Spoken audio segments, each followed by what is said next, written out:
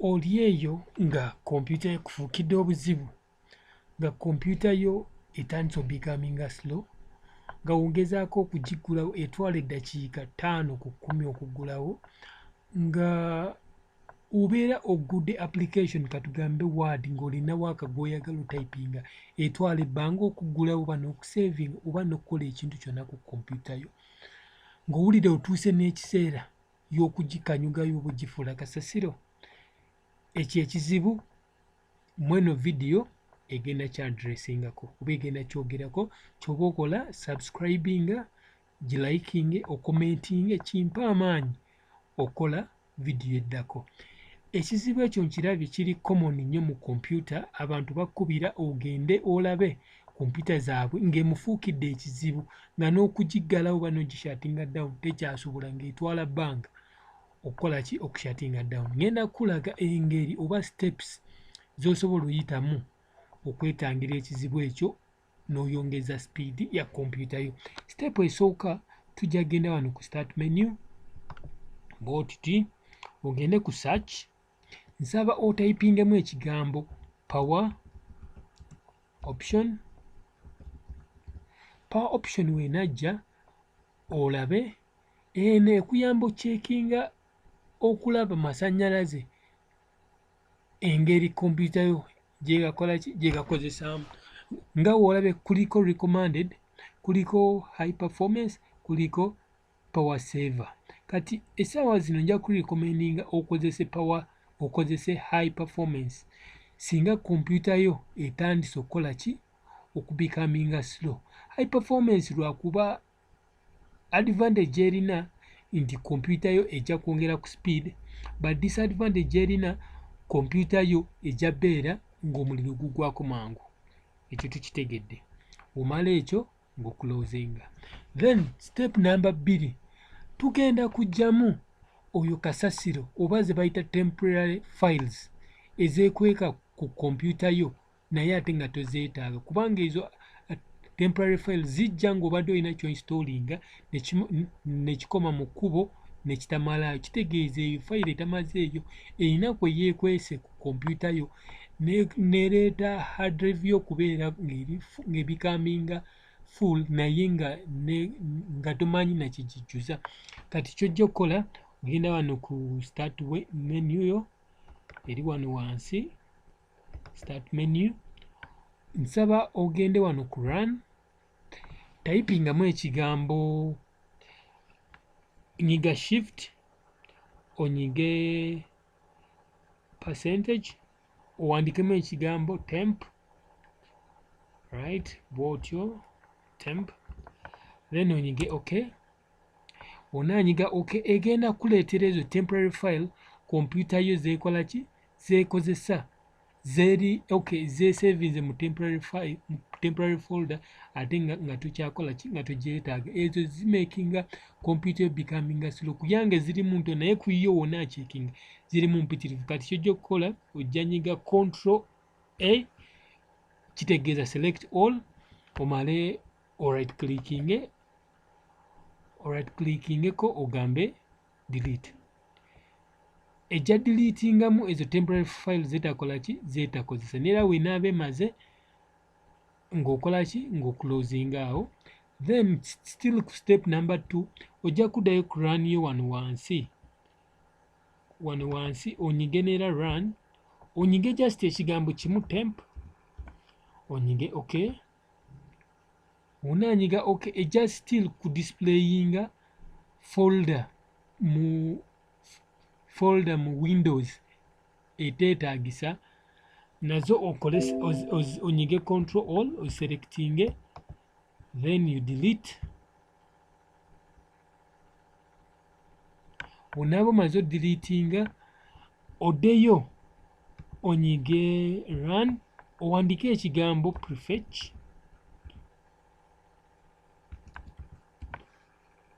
onyige okay. Sorry.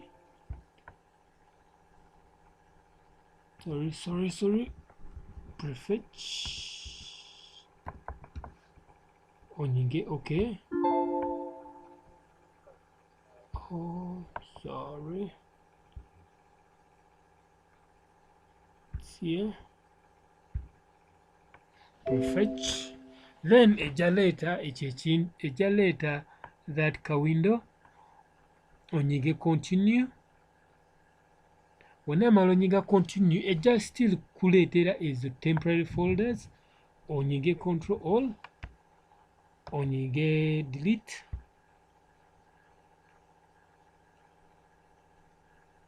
Whenever deleting kitegeeza issue za temporary files ku hard drive yo okoze eki okisortinze, kiba kitegeeza increasing the speed ku hard drive yo, ekyo kibeera ki increasing speed ku computer yo.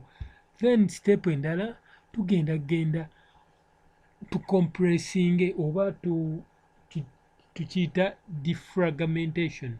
Defragmentation kitegeeza nti olina ebintu ku computer ebiri scattered, nga biri scattered ku hard drive yo. Binabeera ku hard drive nga biri scattered kitegeeza space ejja beera eyalibadde space entono eri occupied, ekintu ojja sanga nti kiri occupied, eri occupied yonna naye ng'ebintu w'obicompressingamu oba n'obinyigiriza oba n'obisqueezinga n'obireeta wamu kikuyamba hard drive yo ofuna space emala, ekyo kikyongerako speed. Kati ngenda kulaga engeri gy'okola ki gy'odefragmentingamu oba compressing hard drive yo okufuna space ku computer.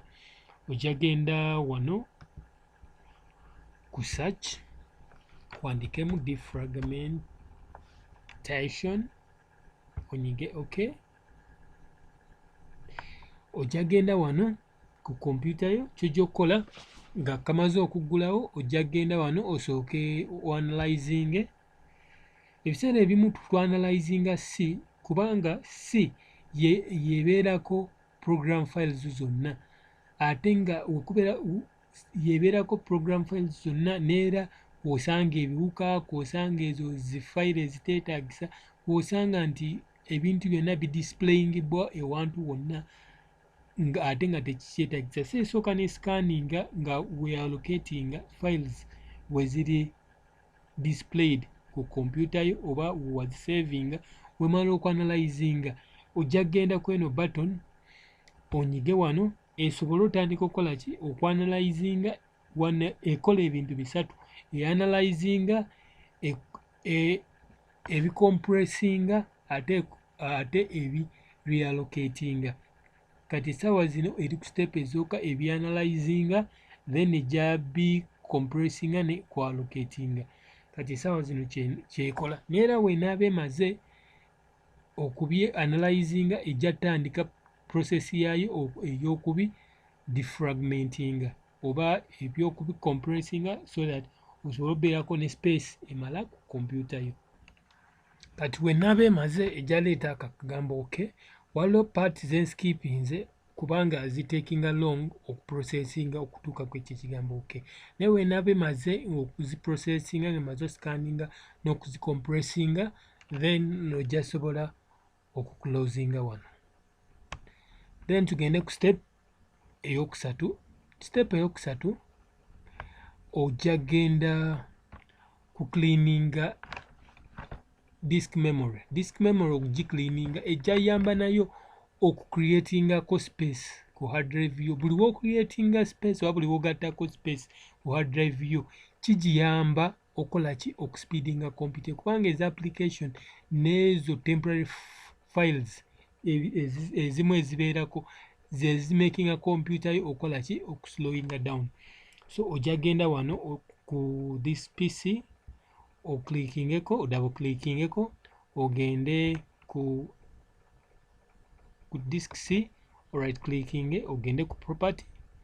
Onaagenda ku property ojja nnyinga kino ekigambo ekiriko disk cleanup oclickingeko, ejja tandika processinga nga woolaba ng'egenda escanninga mu system ku memory ya computer ng'ejjako ebyo ebintu ebyo bijjunk oba ng'ejjako ezo zifile ezikola ki eziteetaagisa. Katugambe windows updatinze, then kuliko ezo windows zigalako enkadde ebeera erina okukola ki okuziggyako zonna esobole okucreatingako space gy'okola ki gye weetaaga ekyo kiyambako nakyo kompyuta yo becoming fast. Bw'enaaba emaze okurunninga ejja kuleetera ejja displayinga window eno. Bw'ena displayinga window eno genda wano onyige clean up system files. You clean. Then ejja calculating space gyena freeing ku hard drive yo. Then mu process eyinza otwalamu eddakiika kisinziira ku bikyafu ki by'olina ku kompyuta yo oba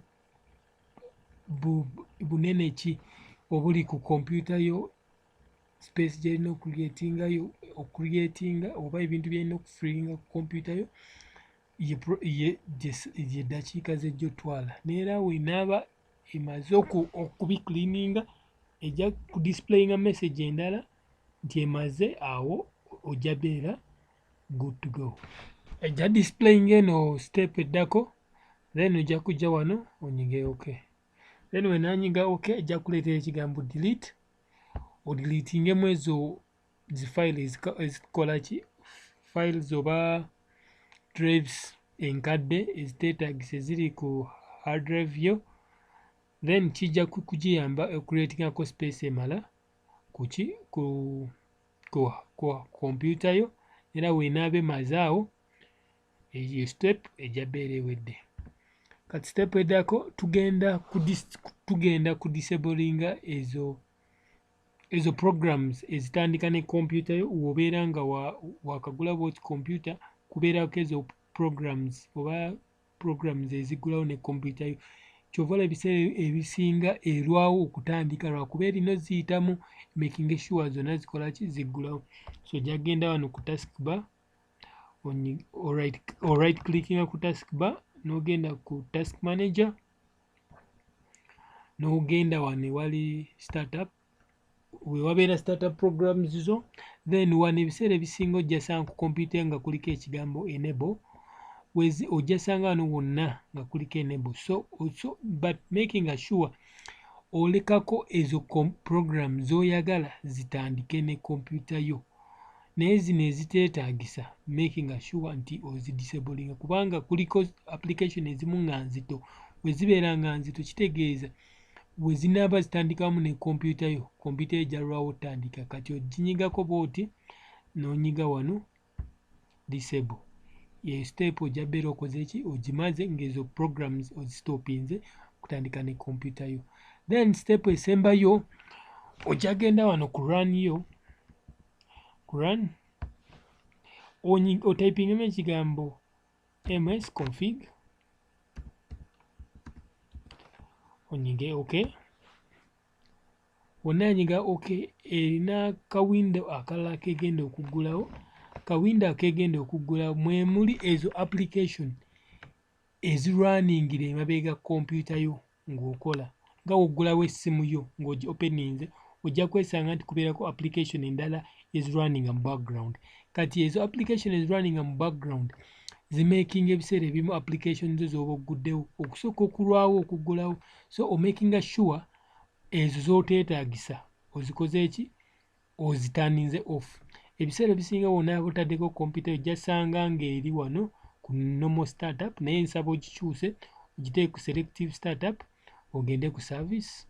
Wonna agenda ku service mulimu service ezimu nga ze ziyambako ne microoffice z'okutambula oba application zo nga PowerPoint, Word, Excel okukola. Kati omakinga sure nti ezo application tozikyankalanya oba tozimakinga kustopinga. So ojja kgenda wano ewali hide all Microsoft service oklikingeko. Then zino endala ezisigaddeko kiba zezitegeeza ezirunninga emabega wa kompyuta zino zonna zibeera zirunninga nga nawe w'okola. Kitegeeza kompyuta ejja becoming slow. Kati okuyamba kompyuta yo okubeera fast nga w'okola, zonna ezinaabeera wano side nga ziriko ekigambo running nga w'olaba bino, kati unclickinga wano olabe. Kati ojja sanga eziriko running bwe ziti, making sure zonna okola ki, ozitopinga ng'omaze okuhidinga wano Microsoft service. jazicheckinga then wonamala ojanyinga wano ewali disable omala onyige apply onyige okay. Then kiba kitegeeza osobola okurestartinga computer yo automatically program ezo okuclosinga oba osobola okugirestartinga after katugamba olina waka gwokyakola waka oyo ng'omala omukola osobola okugamba ne restartinga. So ekyo wonaaba okimaze zezo steps ezimu ezisobola okwanguya computer oba ekola mpola. Then advice endala gye nsobola okuba waliwo application emu gyemmanyi waliwo n'endala bagiyita CCleaner oba wagiinstolinze ekuyambako ekisooka computer yo okugicleaningamu byonna ebicaafu nga bwe nabagambye, n'endala ebayamba okuupdatinga eza application ezikoze eki ezi outdated. Mwebale nnyo kumpuliriza, mweyongere okulaba video zange, musubscribing, muziliking, then you watch out for my next video. Stay blessed.